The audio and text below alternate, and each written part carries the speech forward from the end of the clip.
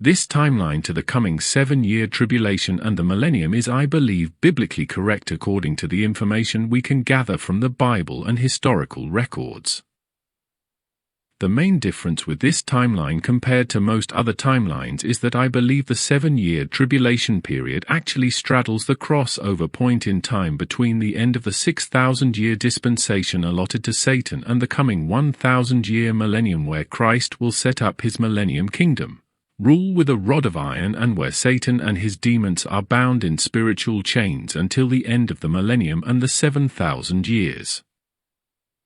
What becomes clear is that the typical biblical 7-year period has been divided into two halves of 3.5 years. It started with Jesus' ministry 2,000 years ago and will conclude with the second half of the tribulation period, which is also 3.5 years, also referred to as 42 months or 1,260 days. As we shall see shortly in Isaiah 61, Jesus purposely divides this scripture into two parts, and they will be separated by 2,000 years. With the second half, often referred to as the Great Tribulation or the time of God's wrath and vengeance, occurring during God's time of the millennium period so as not to take this time away from the full time allotted to Satan's rule. Starting from the left of the timeline, a much debated topic is the year of Jesus' birth, and best estimates will place it at 3 or 4 BC, when we appreciated that King Herod died around 1 BC. But the most important date to try and determine is then the year of Christ's crucifixion, with most estimates ranging from 30 AD up to 33 AD. One of the best explanations is covered by Chuck Missler in his teaching Was Jesus Crucified on a Friday or on a Wednesday? There is a link in the description below, and once we appreciate that Jesus is crucified before the Passover high Sabbath, John chapter 19 verse 31, and will remain in the grave for 3 days and 3 nights, then the only day that will work and fit is a Wednesday crucifixion and a resurrection before Sunday morning directly after the regular Saturday Sabbath. By using both stellarium or the U.S. Navy Astronomical Department calculations as covered by Pastor G. Reckart, a link for his work is in the description below. The only date at this time that will give a Passover on a full moon is Thursday the 6th of April 30 AD. So from this date we can work backwards 3.5 years to establish that Jesus' ministry must have started around the time of the fall feasts of September and October 26 AD. It would be too long to go into a biblical study of the 6,000 years dispensation allotted to Satan and the fall of man, but in summary we have 2,000 years from Adam to Abraham, 2,000 years from Abraham to Jesus, 2,000 years from Christ to the millennium, and then a 1,000-year Sabbath millennium to complete the full 7,000 years. In Hosea 6 verse 2, after 2 days he will revive us, and on the 3rd day he will raise us up, that we may live before him.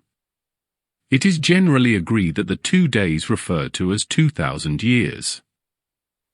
At the very beginning of Jesus' ministry we can read in Luke 4 verse 18, that Jesus goes to speak in the synagogue in Nazareth, and he purposely reads from the book of Isaiah 61 and reads verses 1 and 2.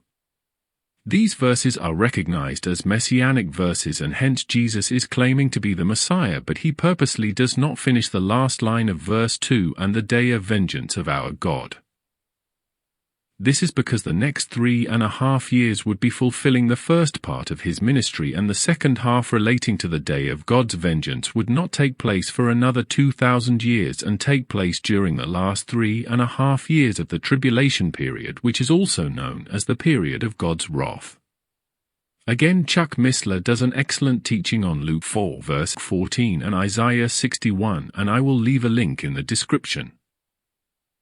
At the beginning of the tribulation period, the Antichrist establishes a covenant for 7 years, and in the middle of the week of 7 years, he breaks the covenant and sets up an image in the third temple, which in Daniel CHT 9:27 and Daniel 12 verse 11. We can see the Antichrist mimicking and paralleling Christ's ministry also for 3.5 years. Revelation 13 verse 5, and the beast was given a mouth uttering haughty and blasphemous words, and it was allowed to exercise authority for 42 months.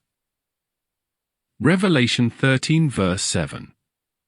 Also it was allowed to make war on the saints and to conquer them. An authority was given it over every tribe and people and language and nation. As this event takes place in the middle of the 7-year tribulation period, it would make sense and perfect symmetry that it would happen at Passover and at 2,000 years after Jesus Christ presented himself as the Passover lamb. This Passover is most likely to be April 17, 2030. If this date is correct, we can count back 1,260 days, which will bring us to December 17, 2026 for the approximate start of the tribulation period.